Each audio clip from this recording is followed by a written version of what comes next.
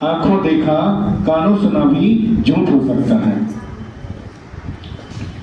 क्योंकि जरूरी नहीं है जो हम देख रहे हैं वो सत्य हो, या ये जरूरी नहीं है जो हम सुन रहे हैं वो सत्य हो। इसलिए आंखों देखा कानों सुना भी क्या हो सकता है, झूठ हो सकता है।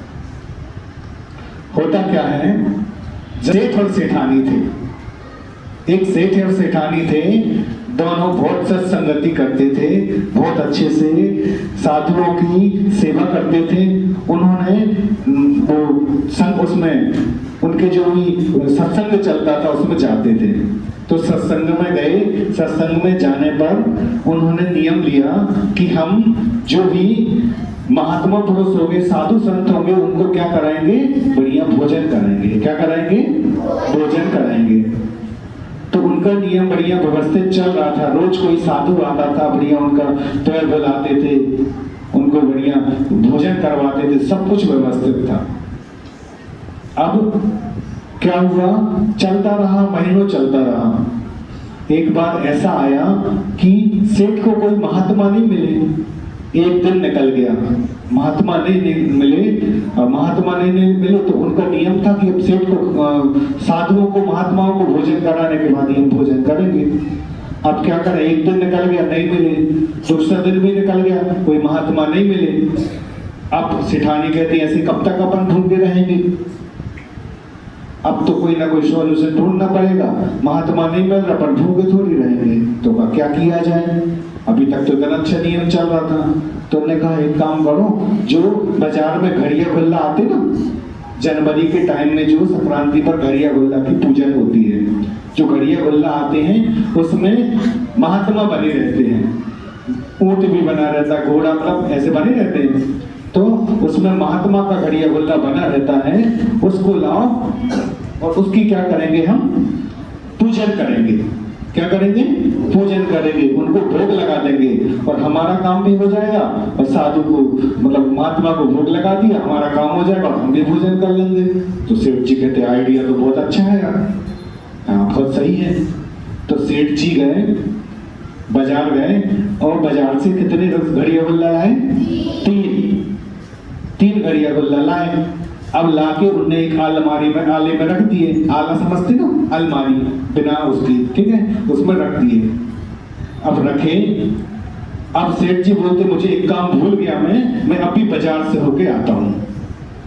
अच्छा, तो सेठानी बोले ठीक है, कहीं अभी भूख मत लगाना, अपन सब मिलके करेंगे और फिर आगे खा लेंगे, भोजन कर लेंगे। ठीक है। तो सेठ जी चले गए बाजार।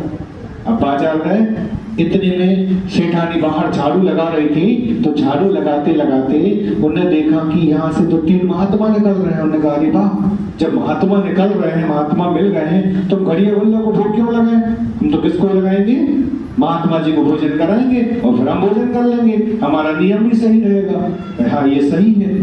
तुमने कहा महात्मा जी आप आइए, मेरा आतिथ्य स्वीकार करिए, अतिथि देवो भव, आप हमारे देवता हैं, आप हमारे भगवान के समान हैं, इसलिए हम आपको आहार कराना चाहते हैं। ये मेरा सौभाग्य है कि आप मेरे दरवाजे से निकल रहे थे और मैं आपको भोजन कराऊंगा, ये मेरा सौभाग्य है। महात्मा कहते ठीक है भैया, हम भी तो भोजन की तलाश में घूम रहे हैं कि कोई बुला लेगा, क्योंकि महात्मा तो ऐसे ही होते हैं कि खुद, मतलब उनको लोग निमंत्रण करते हैं, स्वयं नहीं बनाते महात्मा लोग, वो दूसरे निमंत्रण ही करते हैं।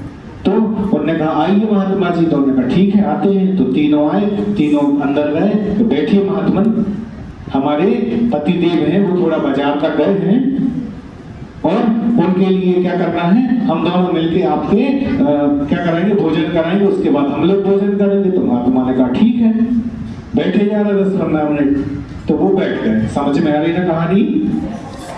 अब वो बैठ गए बढ़िया, इतनी में सेठ का छोटा सा बच्चा था, बिल्कुल छोटा सा बच्चा था, 4-6 साल का, 7 साल का होगा। तो दौड़ते दौड़ते अंदर आया, महात्मा ने देखा, सीधे अंदर गया। मम्मा उसकी थी जो किचन में काम कर रही थी, तो किचन में काम कर रही थी, तो मम्मी को पकड़ के बोला मम्मा भूख लगी, बहुत भूख लगी, बहुत तेज से। तो बेटा रुक जाओ, महात्मा जी को खिला दे, पहले रुक जाओ फिर खाते हैं, रुक जाओ थोड़ा, पापा को आ जाने दो फिर खाते हैं। अब बेटे ने देख लिया क्या, 3 घड़िया बल्ला। अब बेटे घड़िया बल्ला थोड़ी बोलते, बाबा ही बोलेंगे। ऊंट का घड़िया बल्ला होगा तो ऊंट बोलेंगे ना। तो बोलता है मम्मा मम्मा 3 बाबा, मम्मी 3 बाबा। हाँ बेटा रुक तो जाओ, मम्मी बोलती रुक तो जाओ, अभी नहीं खाना, पापा को आ जाएंगे फिर खाएंगे अपन। अब बाहर कितने बाबा बैठे, 3, और घड़िया बल्ला के कितने बाबा। अब वो बोलते हैं बाहर जो बाबा बैठे थे, जी क्या बोल रहे हैं, 3 बाबा, पापा को आ जाने तो फिर खाएंगे। अब उनको टेंशन हो गई, बाहर जो बाबा बैठे थे। अब वो बोलते हैं तो कुछ गड़बड़ तो है। उसने कहा नहीं मम्मा रुको, मम्मी अब भूख लगी, हमें खाने दो, एक हमें। तो रुक जा, अपन 3 जने, 3 एक बाबा खा लेंगे।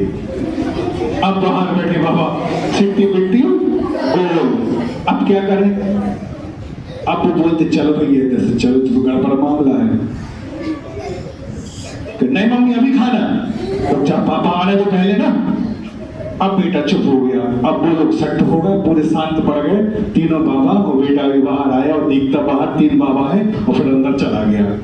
अब उनको पक्का हो गया यकीन, जो शक था वो यकीन में बदल गया कि ये बेटा देख गया कि 3 बाबा है और 3 ये हैं, कहीं ये तो नहीं कोई राक्षस तो नहीं है, कोई माया भी शक्ति तो नहीं है जो अपन को खाने वाली है। अब बोला कि ठीक है, एक काम करो, बोलिया बिस्तर बांधो और चलो। तो उनने अपना कमंडल उठाया जो लिए थे, और झोला बोला कंधे पे टांगा, उठ के जाने लगे। सेठानी बाहर निकली, बाबा बाबा कहाँ जा रहे हो आप? अरे बाबा रुको, तो कहाँ जा रहे हो? कह रहे हमें नहीं खाना, हमें भोजन नहीं करना, तो जा रहे हैं। जल्दी जाने वाले थे। अब जाने वाले थे, जब बाहर कितने में आ गए सेठ जी, अरे बाबा जी कहाँ जा रहे हैं, हमें नहीं करना भोजन, हम तो जा रहे हैं। अब सेठ जी बोलते अरे हम भूखे रह जाएंगे, आप भोजन भूखे रह जाएंगे, कहाँ जा रहे हो आप? अब क्या समझी? अब बेटा बोल रहा था, माँ बोल रही थी कि 3 बाबा तीनों खाएंगे, और पिता ने बोल ही दिया कि हम भूखे रह जाएंगे, मतलब ये खाने वाले हैं। अब उनने पकड़ा, दौड़ लगाई। अब सेठ जी पीछे दौड़ रहे हैं, बच्चा दौड़ रहा है, अरे बाबा रुको हम भूखे रह जाएंगे, बाबा रुको हम भूखे रह जाएंगे। अब देखो बात तो हो गई हंसी की, ये एक मात्र कहानी थी, लेकिन शिक्षा तो यही है कि जो हम सुन रहे हैं, जो हम देख रहे हैं, वो क्या हो सकता है, झूठ हो सकता है। आंखों देखा कानों सुना भी क्या हो सकता है, झूठ हो सकता है। बेटा बात कर रहा था घड़िया बल्ला की, बाबा समझ रहे थे खुद की।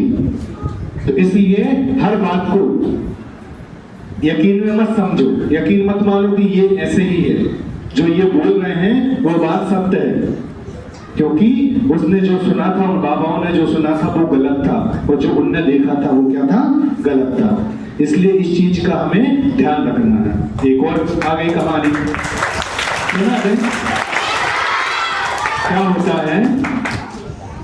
क्या होता है, एक सास और बहू की दोनों की क्या हो गई लड़ाई। ये तो जल्दी जानते हो कि हाँ लड़ाई हो गई, दोनों की हो गई लड़ाई हुई। तो लड़ाई में क्या हुआ, थोड़ा सा मनमुटाव सा हो जाता है, बोलना बंद कर देते कुछ समय के लिए। तो उन्होंने क्या किया, बोलना बंद कर दिया, बहू ने सास से, सास ने बहू से। इतने में पड़ोसन का फोन आया, और सूर्यांश पड़ोसन का फोन आया, और उसने बहू को बुलाया कि 2 मिनट मेरे घर तक आना, मुझे काम है। तो उसने कहा ठीक है। अब सासू को देखा कि सास को बता के चले, तो सास थी नहीं, तो सास बहू थे बाजू वालों के यहाँ चली गई। अब बाजू वालों के यहाँ गई, और बहू को क्या हो गए थे, छाले हो गए थे। क्या हो गए थे, छाले हो गए थे। और इधर सास ने समझा बहू ने भोजन नहीं किया था, क्योंकि उसको क्या हो गए थे, छाले हो गए थे, तो भोजन नहीं किया था, चिड़चिड़ा लग रहा था। अब सास ने समझा, सास ने समझा कि बहू से लड़ाई हो गई मेरी, इसलिए उसने गुस्से में क्या नहीं किया, भोजन नहीं किया। मतलब क्या हुआ, मुंह फूला है गुस्से में, तो भोजन भी नहीं किया। अब देखो निमित्त बन रहे हैं, पूरे सहयोग बन रहे हैं। अब और ये भोजन भी नहीं किया और चली भी गई यहाँ से, और मुझे बता के भी नहीं गई। अब सास ने क्या किया, बैकबाइट सब जानते, बैकबाइट जानते, चुगली करना। तो कहना आने दो इसके घर वाले को, देखता हूँ मैं, देखती हूँ। अब जैसे उसका पति आया, और पति बोलता है, पत्नी माँ बोलती है कि देखो आज तुम्हारी श्रीमती जी का मुंह फूला है। तो क्यों? कि देखो लड़ाई हुई, वो भोजन भी नहीं किया, वो पता नहीं कहाँ चली गई, मुंह फूला है उसका। रुक जाओ, आते हैं देखते हैं। और पति ने बढ़िया उठाया बेशरम का डंडा, बांस का डंडा, बढ़िया लगाया तेल। अब आने दो, इससे क्या होगी, इसकी पिटाई। क्या होगी?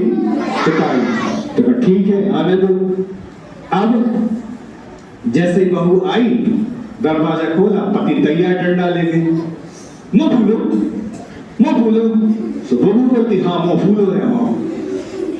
जवाब दे रही है हमें, अरे मुंह, तुमने पूछा मुंह फूला, तो हमने कह दिया मुंह फूला, क्योंकि इसको क्या थे, छाले। और अपने बुंदेलखंडी में क्या बोलते, छाले को मुंह फूलना बोलते ना। तो उसने बोला हाँ मुंह फूला है। तो हम, तुमने पूछी मुंह फूलो, तो हमने कह दिया फूलो।